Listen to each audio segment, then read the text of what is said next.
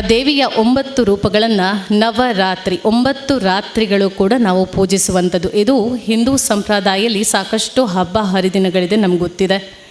ಹಿಂದೂ ಧರ್ಮದಲ್ಲಿ ಹುಟ್ಟಿ ನಾವೆಲ್ಲರೂ ಕೂಡ ಅದನ್ನು ಶ್ರದ್ಧಾ ಭಕ್ತಿಯಿಂದ ನಾವು ಆಚರಿಸ್ಕೊಂಡು ಬರ್ತಾ ಇದ್ದೇವೆ. ಅದರಲ್ಲಿ ಒಂದು ಈ ನವರಾತ್ರಿ ಹಬ್ಬ.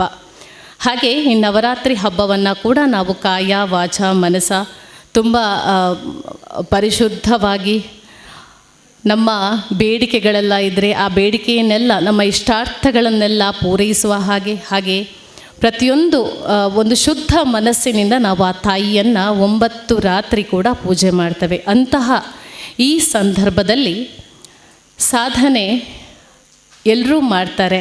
ಪ್ರತಿಯೊಬ್ಬರಲ್ಲೂ ಕೂಡ ಒಂದು ಪ್ರತಿಭೆ ಇದ್ದೇ ಇದೆ. ನಾನು ಎಲ್ಲ ಕಡೆ ಹೇಳುವಂಥದ್ದು, ಶಾಲೆಯಲ್ಲಿ ಮಾರ್ಕ್ಸ್ ತೆಗಿಲಿಲ್ಲ ಅಂತ ಹೇಳಿ ಆತನಲ್ಲಿ ಪ್ರತಿಭೆ ಇಲ್ಲ ಅಂತ ಅಲ್ಲ. ಖಂಡಿತ ಅವನು ಪುಸ್ತಕದ ಬದನೆಕಾಯಿ ಮಾತ್ರ ಗೊತ್ತಿದ್ರೆ ಸಾಲದು, ನಮಗೆ ಲೋಕಜ್ಞಾನ ಕೂಡ ಬೇಕು ಅಂತ ಹಿರಿಯರು ಹೇಳ್ತಾರೆ, ನಮಗೂ ಗೊತ್ತೇ ಇದೆ. ಹಾಗೆ ಮಾರ್ಕ್ ತೆಗೆಯದ ಹುಡುಗ ಅಥವಾ ಹುಡುಗಿ ಅವರಲ್ಲಿ ಅವರದ್ದೇ ಆದಂತಹ ಪ್ರತಿಭೆ ಇರುತ್ತೆ. ಅಂತಹ ಪ್ರತಿಭೆಗಳು ಎಲ್ಲರಲ್ಲೂ ಇರುತ್ತೆ. ಪ್ರತಿಯೊಬ್ಬರಲ್ಲೂ ಕೂಡ ಒಂದಲ್ಲ ಒಂದು ಪ್ರತಿಭೆ ಇರುತ್ತೆ. ಹಾಗೆ ನನ್ನದು ಕೂಡ ಒಂದು ಸಣ್ಣ ಪ್ರತಿಭೆ. ಮಾಡಿದ್ದು ಅಲ್ಪ, ಮಾಡಬೇಕಾದದ್ದು ಬಹಳ ಅಂತ ಹೇಳ್ತಾರೆ. ಹಾಗೆ ನಾವು ಏನೇ ಸಾಧನೆ ಮಾಡಿದರೂ ಅದು ಒಂದಷ್ಟು ಪರ್ಸೆಂಟೇಜ್ ಅಷ್ಟೇ. ಯಾವಾಗ ನಮಗೆ ಪ್ರಶಸ್ತಿ, ಪುರಸ್ಕಾರ, ಮಾನ, ಗೌರವ, ಸನ್ಮಾನಗಳು ಆಗುತ್ತವೆಯೋ ಅದು ನಮ್ಮಲ್ಲೇ ಹೇಳುವಂಥದ್ದು ನೀನು ಮಾಡಿದ ಸಾಧನೆಗೆ ಒಂದು ಗುರುತಿಸುವುದು ಹೌದು, ಅದರ ಜೊತೆಗೆ ಒಂದಷ್ಟು ಜವಾಬ್ದಾರಿಗಳು ಕೂಡ ನಮ್ಮ ಮೇಲೆ ಬೀಳ್ತಾ ಹೋಗುತ್ತೆ. ಹಾಗಾಗಿ ಪ್ರತಿ ಸಲ ಪ್ರಶಸ್ತಿ ಪುರಸ್ಕಾರಗಳು ಸಿಗುವಾಗ ಕೂಡ ನಾವು ಎಚ್ಚರಗೊಳ್ಳಬೇಕಾದಂತಹ ಪರಿಸ್ಥಿತಿ ಇದೆ. ಯಾಕಂತ ಹೇಳಿದರೆ ನಮ್ಮಲ್ಲಿ ಅಷ್ಟು ಜವಾಬ್ದಾರಿಗಳು ಬೀಳುತ್ತೆ. ನಾವು ಮತ್ತಷ್ಟು ಸಾಧನೆಗಳನ್ನು ಮಾಡಬೇಕು. ಮುಖ್ಯವಾಗಿ ಧರ್ಮ ಅಂದರೆ ಏನು ಅಂತ. ಧರ್ಮ ಅಂತ ಹೇಳಿದರೆ ಅಶಕ್ತರಿಗೆ, ಅಸಹಾಯಕರಿಗೆ, ದೀನದಲಿತರಿಗೆ, ದುರ್ಬಲರಿಗೆ ಮಾಡುವಂಥ ಸಹಾಯ ಇದೆಯಲ್ಲ, ಅದು ಧರ್ಮ. ಈ ವೇದಿಕೆಯಲ್ಲಿರುವಂತಹ ಪ್ರತಿಯೊಬ್ಬರೂ ಕೂಡ ಆ ರೀತಿಯ ಸಾಮಾಜಿಕವಾದ ಕಳಕಳಿಯನ್ನು ಉಳ್ಳವರು, ಸಾಮಾಜಿಕವಾಗಿ ತನ್ನನ್ನು ತಾನು ತೊಡಗಿಸಿಕೊಂಡಿರುವವರು. ನನಗೆ ಈಗ ಸ್ವಾಗತ ಭಾಷಣ ಮಾಡುವಾಗ ನಾನು ಕೇಳಲ್ಪಟ್ಟೆ, ಪ್ರತಿಯೊಬ್ಬರೂ ಕೂಡ ಅವರದ್ದೇ ಆದ ರೀತಿಯಲ್ಲಿ ಅವರು ಸಮಾಜ ಸೇವೆಯನ್ನು ಮಾಡ್ತಾ ಬರ್ತಾ ಇದ್ದಾರೆ. ಹಾಗೆ ನನಗೆ ಹೆಚ್ಚಾಗಿ ಗೊತ್ತಿರುವವರು ಸದಾಶಿವ ಶೆಟ್ಟರು. ಇವರು ವಿಸ್ತೀರ್ಣವನ್ನು ಮೀರಿ, ವ್ಯಾಪ್ತಿಯನ್ನು ಮೀರಿ ಸಮಾಜ ಸೇವೆ ಮಾಡ್ತಾ ಇದ್ದಾರೆ. ಅದು ಧರ್ಮ. ಇಲ್ಲಿ ನಮಗೆ ಎಲ್ಲರ ಆಶೀರ್ವಾದ ಬೇಕು. ಆದರೆ ನಮ್ಮ ಒಂದು ಮಾತಿದೆ, ಹೇಗಂತ ಹೇಳಿದರೆ ನಮ್ಮಲ್ಲಿ ಇರುವಾಗ ಮಾತ್ರ ನಮ್ಮ ಫ್ಯಾಮಿಲಿಯವರು, ಕುಟುಂಬದವರು ಅಥವಾ ನಮ್ಮ ಜೊತೆಗಾರರು ಎಲ್ಲರೂ ಕೂಡ ನಮ್ಮಲ್ಲಿ ಎಲ್ಲಿ ತನಕ ಇರುತ್ತದೆ ಅಲ್ಲಿ ತನಕ ನಮ್ಮ ಜೊತೆ ಇದ್ದಾರೆ. ಸುಖಗಳಲ್ಲಿ ಎಲ್ಲ ಪಾಲು ಪಡೆದುಕೊಳ್ತಾರೆ. ಆದರೆ ಕಷ್ಟ ಅಂತ ಬಂದಾಗ ನಮ್ಮನ್ನು ಬಿಟ್ಟು ದೂರ ಹೋಗ್ತಾರೆ. ನಮ್ಮ ಕೈ ನಮ್ಮ ತಲೆ ಮೇಲೆ. ಹಾಗೆ ಜೀವನದಲ್ಲಿ ಸಣ್ಣ ವಯಸ್ಸಿನಿಂದಲೇ ಸಾಕಷ್ಟು ಏಳು ಬೀಳುಗಳನ್ನು ಕಂಡವಳು ನಾನು. ಒಂದು ಕುಗ್ರಾಮದಲ್ಲಿ ಹುಟ್ಟಿ ಬೆಳೆದು ಸರಕಾರಿ ಶಾಲೆಯಲ್ಲಿ ಪ್ರಾಥಮಿಕ ಪ್ರೌಢ ಶಿಕ್ಷಣವನ್ನು ಪಡೆದು ಇವತ್ತು ಇಲ್ಲಿ ಬಂದು ನಿಲ್ಲಬೇಕಾದ್ರೆ ಶ್ರಮ ಪಟ್ಟಿಲ್ಲ ನಾನು. ಆದರೆ ಸಾಧನೆಯ ಬೆನ್ನು ಬಿಡಲಿಲ್ಲ.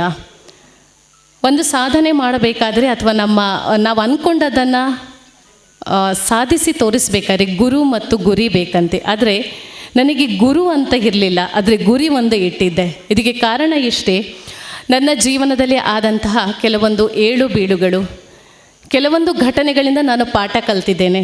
ಆ ಪಾಠದಿಂದಾಗಿ ಇವತ್ತು ಇಲ್ಲಿ ಬಂದು ನಿಂತಿದ್ದೇನೆ. ಆದರೆ ನನಗನ್ನಿಸಿದ ಪ್ರಕಾರ ಇದು ನಂದು ಸಾಧನೆ ಅಂತ ನಾನು ಹೇಳೋದಕ್ಕೆ ಇಷ್ಟಪಡೋದಿಲ್ಲ.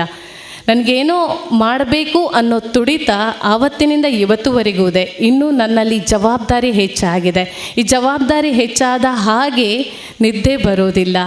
ಏನಾಗ್ತಿದೆ ಅನ್ನುವಂತಹ ಯೋಚನೆ, ಸಮಾಜದಲ್ಲಿ ನಮ್ಮನ್ನು ಗುರುತಿಸಿದಷ್ಟು ನಾವೆಲ್ಲಿ ತಪ್ಪೇವೋ ಅನ್ನುವಂತಹ ಆಗಾಗ ಬರುವಂತಹ ಎಚ್ಚರಿಕೆಯ ಕರೆಗಂಟೆ.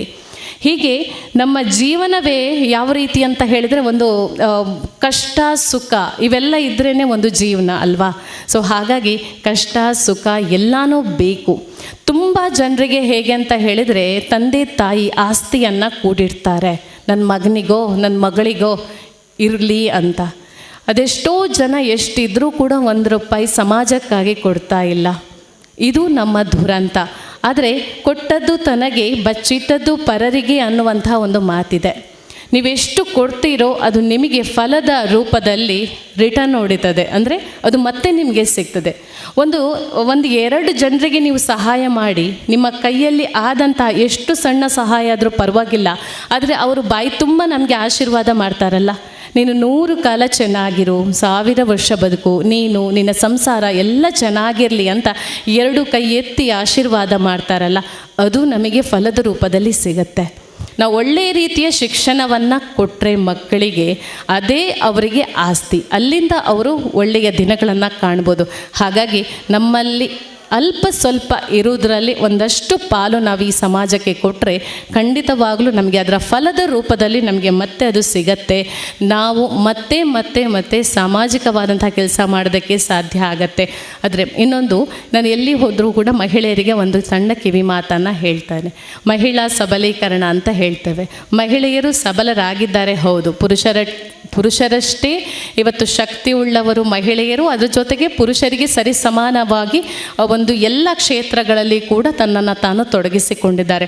ಆದರೆ ಇನ್ನೂ ಕೂಡ ಕೆಲವೊಂದು ಕಡೆಗಳಲ್ಲಿ ಶಿಕ್ಷಣದ ಕೊರತೆ ಇರುವಂಥದ್ದು, ಪ್ರಾಥಮಿಕ ಶಿಕ್ಷಣವನ್ನೇ ಪಡೆಯದಂತಹ ಹೆಣ್ಣು ಮಕ್ಕಳು ತುಂಬ ಜನ ಇದ್ದಾರೆ. ಸಬಲೀಕರಣ ಅಂತ ಹೇಳಿದ್ರೆ ಅದು ಶಿಕ್ಷಣ. ನೀವು ಶಿಕ್ಷಣವನ್ನು ಕೊಟ್ಟರೆ ಮಹಿಳೆಯರು ಖಂಡಿತ ಸಬಲೀಕರಣ ಆಗ್ತಾರೆ ಅನ್ನೋದನ್ನು ನಾನು ಹೇಳೋದಕ್ಕೆ ಇಷ್ಟಪಡ್ತೇನೆ. ಆದ್ದರಿಂದ ಮತ್ತೊಮ್ಮೆ ನಿಮಗೆಲ್ಲರಿಗೂ ನಾನು ಹೇಳೋದಿಷ್ಟೇ, ಎಲ್ಲರೂ ಕೂಡ ಶಿಕ್ಷಣವನ್ನು ಪಡೆಯಬೇಕು.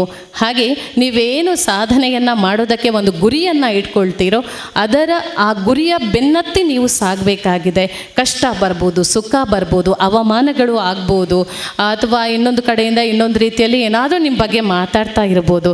ನಿಮ್ಮ ಮನಸ್ಸು, ನಿಮ್ಮ ಒಂದು ಆ ದೇವರ ಮೇಲೆ ಇಟ್ಟಿರುವಂತಹ ನಂಬಿಕೆ, ಇದೆಲ್ಲ ಕೂಡ ಗಟ್ಟಿಯಾಗಿದ್ದರೆ ನೀವು ಅಂದ್ಕೊಂಡಂತಹ ಗುರಿ ಏನಿದೆ ಅದನ್ನು ಸಾಧಿಸೋದಕ್ಕೆ ತುಂಬ ಕಷ್ಟ ಇಲ್ಲ.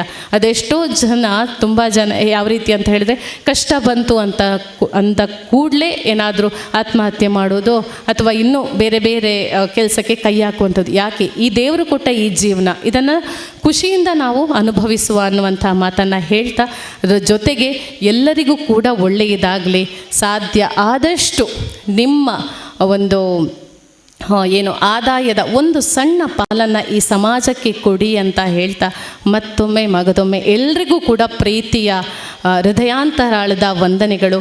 ಹಾಗೆ ನನ್ನನ್ನು ಇಲ್ಲಿ ಕರೆಯಿಸಿ ನನಗೆ ಯೋಗ್ಯತೆ ಇದೆಯೋ ಇಲ್ವೋ ಅದು ಇವರು ಜಡ್ಜ್ ಮಾಡಿದ್ದಾರೆ, ನನಗಂತೂ ಗೊತ್ತಿಲ್ಲ. ಸುಕುಮಾರ್ ಸ್ವಾಮಿ ಅವರಲ್ಲಿ ಕೇಳಬೇಕು. ಆದರೆ ಖುಷಿಯಾಯಿತು, ಈ ನವರಾತ್ರಿಯ ಸಂದರ್ಭ ದೇವಿ ಕ್ಷೇತ್ರದಲ್ಲಿ ಒಳ್ಳೆಯ ಪ್ರಶಸ್ತಿಯನ್ನು ನೀಡಿ ಗೌರವಿಸಿದ್ದಾರೆ. ತಮಗೂ ಕೂಡ ನನ್ನ ಹೃದಯಾಂತರಾಳದ ಧನ್ಯವಾದಗಳು. ಹಾಗೆ ವೇದಿಕೆಯಲ್ಲಿ ಆಸೀನರಾಗಿರುವಂತಹ ಪ್ರತಿಯೊಬ್ಬರಿಗೂ ಕೂಡ ನನ್ನ ನಮನಗಳನ್ನು ಸಲ್ಲಿಸ್ತಾ, ಇಲ್ಲಿಗೆ ಬಂದಿರುವಂತಹ ನಿಮಗೆಲ್ಲರಿಗೂ ಮತ್ತೊಮ್ಮೆ ಮನದಾಳದ ಪ್ರೀತಿಪೂರ್ವಕವಾದ ವಂದನೆಗಳನ್ನು ತಿಳಿಸ್ತಾ ನನ್ನ 2 ಮಾತಿಗೆ ಪೂರ್ಣ ವಿರಾಮವನ್ನು ಹಾಕ್ತಾ ಇದ್ದೀನಿ. ಜೈ ಹಿಂದ್, ಜೈ ಕರ್ನಾಟಕ. ವಂದನೆಗಳು.